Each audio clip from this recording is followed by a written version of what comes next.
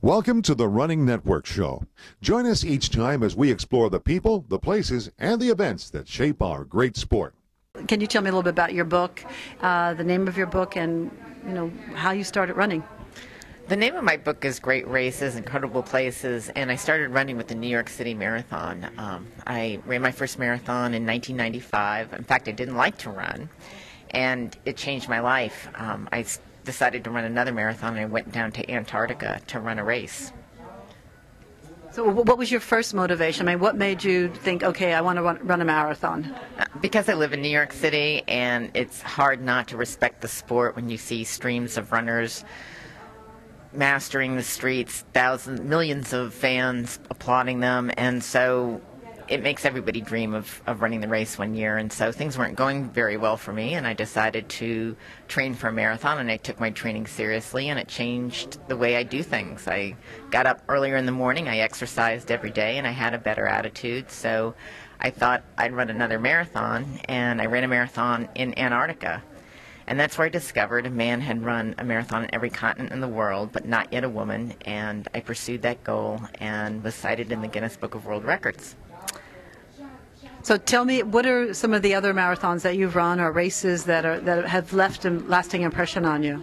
Well, it was in Antarctica that I met a man from Australia who told me about a marathon at Mount Everest. And I ran the Mount Everest Marathon. It took 3 weeks to trek to the starting line. The starting line was at 17,000 feet, and you double your average marathon time because the air is so thin. And that's where I discovered I just loved running in beautiful places. The Mount Everest Marathon was like running in heaven. Oh, that's good. So marathon running or race running has opened up a whole new world for you, and it's changed your life?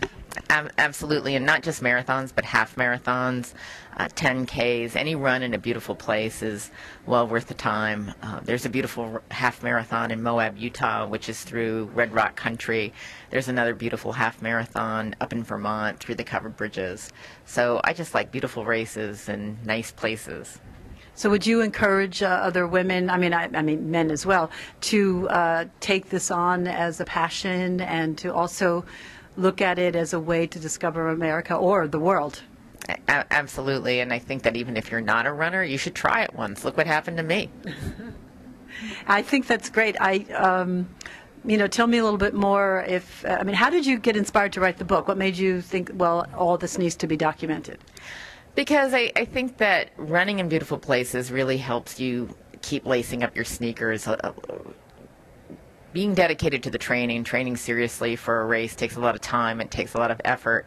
It's easier when you know that you have a beautiful place to go or an amazing experience is waiting for you, and that you're going to meet all sorts of different people. And marathons are very different. Each marathon has a different personality, and it was fun learning about those different personalities. So the camaraderie of running is what keeps you in it. I know that's what keeps me in it, and that's what I love about it. Yes, and there are different, there are all sorts of different kinds of people running. Some people run for time, and they're into pounding the pavement and comparing their times.